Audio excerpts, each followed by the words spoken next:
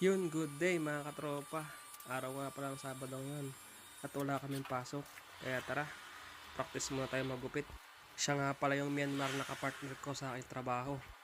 Maraming beses ko na siyang ginugupitan. Hindi naman siya nagreklamo kung pangit o maganda yung aking gupit. Kasi hindi naman ako nagpapabayad. Hilig ko rin talaga ito. Kaso nga lang, parang yung paggupit ang walang hilig sa akin. Kaya pag walang pasok, ginagawa ko na lang libangan.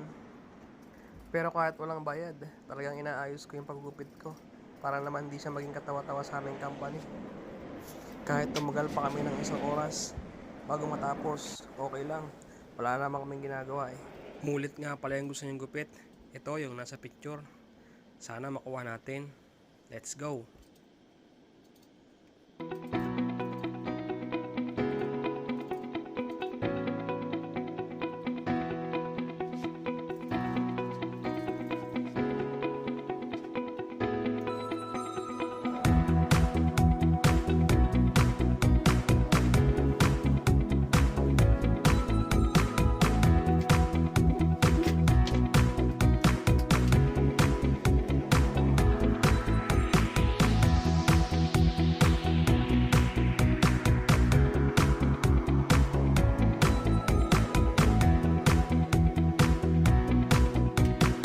At yun na nga, makalipas ang 1 oras, ito na ang ating finished product.